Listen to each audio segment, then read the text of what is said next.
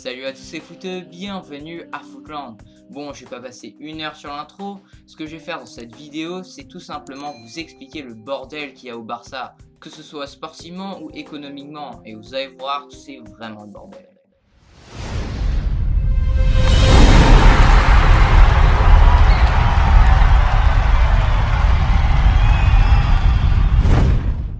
Déjà, on va commencer par le coach. Alors, j'ai rien contre Sétienne, mais le Barça a besoin d'un entraîneur qui en impose.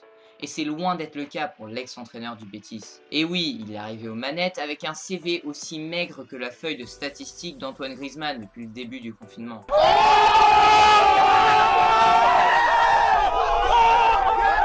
Il a eu une carrière de joueur honorable et une carrière d'entraîneur respectable, on va dire. En revanche, ce qui est problématique, c'est qu'il n'a jamais rien gagné, si ce n'est une super coupe d'Espagne. Donc faire autorité face à un parterre de stars du vestiaire Blaugrana, alors que t'as pas prouvé grand chose, c'est compliqué. Je n'aurais pas pu l'imaginer même dans mes plus beaux rêves, lança-t-il lors de son arrivée au Barça en janvier dernier. À l'heure où le Barça avait absolument besoin d'un homme à poigne capable de reprendre la main sur un vestiaire tout puissant face au laxisme d'Ernesto Valverde, Sétienne ressemblait vraiment à une erreur de casting. J'ai seulement cette philosophie de jeu, argumentait Sétienne, fan autoproclamé de Cruyff lors de sa présentation. Beaucoup de fans du Barça étaient sous le charme de sa présentation, mais sans effectif capable de mettre en pratique sa philosophie, et avec l'ombre géante et encombrante de Xavi, l'anière de Sétienne a très vite semblé scellée. Et il a fallu attendre à peine 6 mois pour constater les dégâts.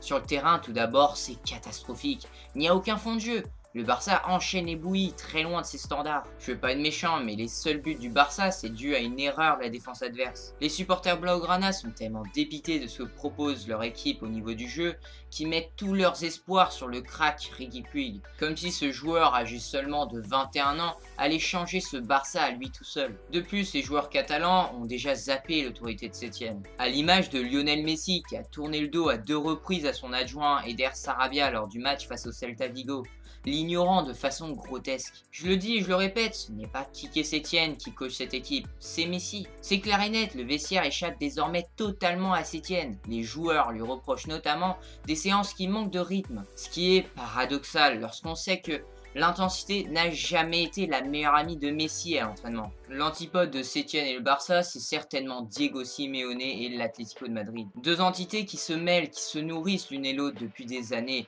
Les joueurs passent et les résultats sont plus ou moins bons, mais l'autorité de Diego Simeone, elle, ne varie jamais. Aujourd'hui, l'Atlético, c'est Diego Simeone et rien d'autre. Il incarne à merveille les Cochoneros. Un Atlético sans Simeone serait impensable.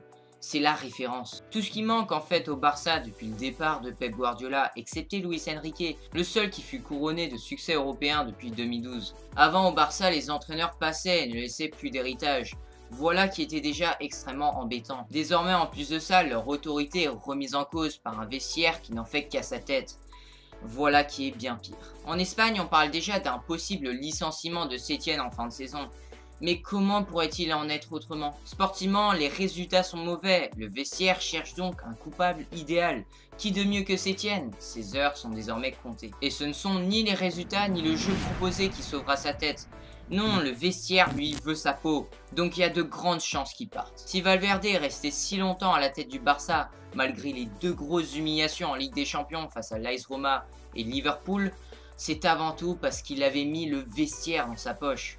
Et c'est loin d'être le cas pour Sétienne. Voilà donc le Barça dans une impasse. D'un côté, t'as Messi, sa bande qui fait sa loi, et d'un autre côté, t'as un entraîneur qui a jamais fait autorité. Et ce n'est qu'aujourd'hui, après l'accumulation de toutes les erreurs faites par la direction catalane ces dernières années, qu'on voit les terribles résultats. Les succès en Liga et les exploits de Messi ne faisaient en fait que masquer les erreurs de la direction et permettaient juste de mieux digérer les succès du rival madrilène, emmené par un Zidane incontestable, lui, en Europe. Et toutes ces erreurs vont notamment se faire ressentir cet été durant le mercato estival. Comme vous le savez certainement, le mercato du Barça s'annonce très compliqué. En gros, tout l'effectif est à vendre, sauf le trio Messi, Ter Stegen et De Jong. En fait, c'est simple, les dirigeants Blaugrana mettent tout le monde sur le marché pour satisfaire ces 2 fantasmes. Lautaro et Neymar. Le Barça est sur la corde raide financièrement, prêt à mettre n'importe qui sur le marché pour essayer de récupérer de l'argent, rééquilibrer la balance et resatisfaire comme chaque année ses fantasmes sur le marché. On a l'exemple parfait avec le cas Arthur Melo, c'est clairement le symbole parfait du grand n'importe quoi au Barça. Arthur était un joueur qui correspondait parfaitement à l'ADN du Barça. Le Barça cherche depuis des années maintenant à renouer avec son identité, donc le vendre c'est se contredire. Mais c'est ce qu'ils ont fait. C'est la seule recrue ces dernières années qui collait vraiment à l'ADN du Barça, mis à part De Jong qui a vocation à grandir dans ce club. C'est celui qui donnait peut-être le plus de satisfaction que le Barça va finalement vendre, parce qu'il est bunkable, parce qu'il a une certaine valeur marchande, donc il peut rapporter de l'argent. Le Brésilien a été vendu à la Juventus de Turin contre une somme de 80 millions d'euros. Il y a eu une sorte d'arrangement entre amis entre la Juve et le Barça. Le transfert d'Arthur vers la vieille dame va permettre à Pjanic de faire le chemin inverse et poser ses valises en Catalogne. Mais ce n'est pas un échange, ce sont deux transferts secs qui vont permettre d'assainir le bilan comptable des deux clubs. En effet, le Barça a vendu pour 80 millions d'euros Arthur.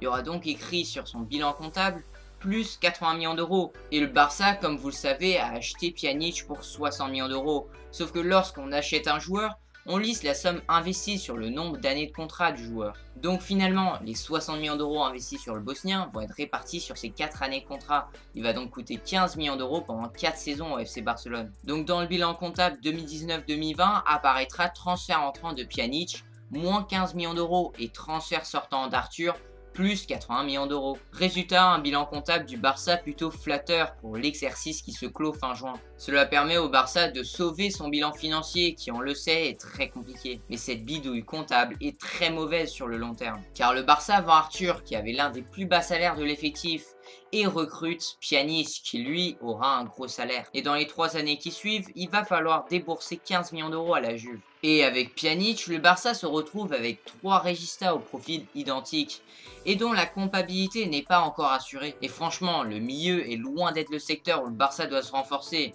Au contraire, le Barça empile les milieux chaque année. Pour moi, c'est plutôt la défense qui est plus important. C'est là qu'on voit que le club catalan paye très cher tous leurs échecs passés. D'autant plus avec la crise. Les Coutinho, les Dembélé, les Griezmann, ces joueurs qui ont un salaire XXL mais qui ont un rendement sportif très faible, qui ne correspondent pas du tout à leur salaire et à leur valeur marchande, ont coulé à eux seuls le navire Blaugrana. Le Barça a fait tellement n'importe quoi ces dernières années, a surpayé tellement de joueurs que le club va le payer très cher cet été. Et le pire, c'est que le Barça ne semble pas avoir appris de ses erreurs. Chaque année c'est pareil, on le voit avec le cas Arthur. Le club cherche à tout prix à récupérer des sous, mais derrière, sportivement, ça n'a aucun sens. Depuis 3-4 saisons, le Barça se fait en fait un petit caprice par été. Il y a 3 saisons, c'était Dembélé. Il y a 2 ans, c'était Griezmann. Mais ils ont finalement recruté Coutinho. L'année dernière, c'était Neymar, mais ils ont abandonné et foncé sur le caprice de l'année d'avant, Griezmann. Et cette année, c'est Lautaro Martinez. Chaque année, c'est pareil. Les Blaugrana se trouvent un caprice. Chaque année, ils essayent de trouver des sous pour satisfaire leurs caprices. Et là, cette année, la victime, c'est Arthur Melo. Et chaque année, leurs caprices se sont transformés en boulets. Il faut le dire, ce sont tous des fiascos. Et c'est la même chose avec Lautaro. Imagine le Barça le recrute, et derrière, il se blesse. Il se retrouve avec un énième joueur surpayé et très difficile à s'en débarrasser. Quand je vois les gens dire « Ouais, Lautaro, c'est la pièce manquante à ce Barça », quand il va arriver, ça va tout changer. Je remarque que c'est les mêmes personnes qui disaient que Coutinho Barça, ça allait être la folie, qui disent que Lautaro, ça va être incroyable. Donc ça veut pas dire grand chose. Et puisque l'Inter Milan ne lâchera pas Lautaro Martinez contre un chèque en dessous de 111 millions d'euros, le Barça étudie sérieusement des plans B. La première, c'est Edinson Cavani, la deuxième, Aubameyang. Et ça démontre encore une fois qu'au Barça, c'est le bordel.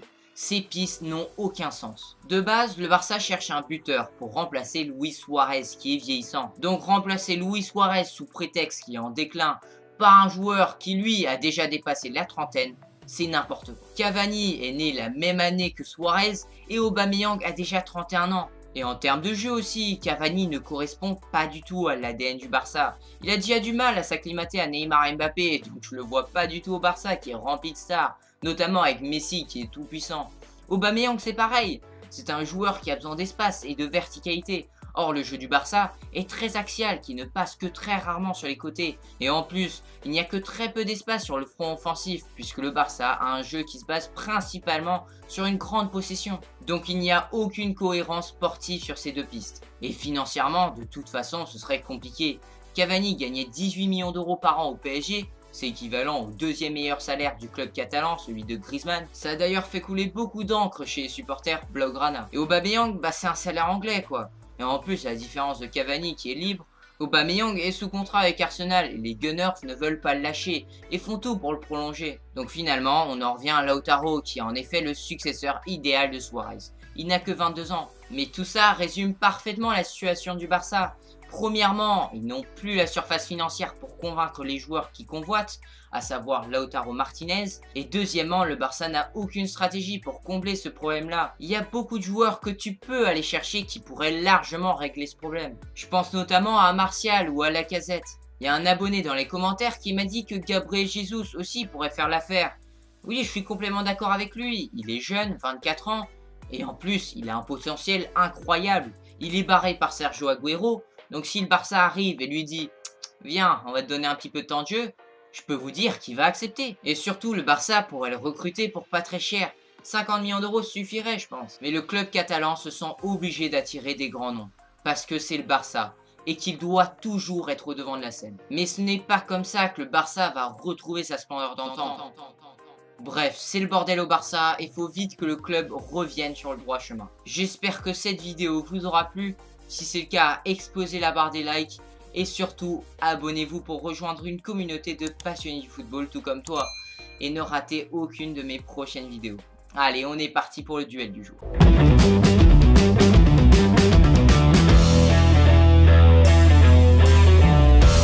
Alors, qui est meilleur selon vous, Riqui Puig ou Phil Foden?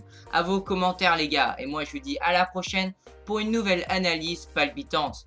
D'ici là, prenez soin de vous les gars. Ciao les footeurs.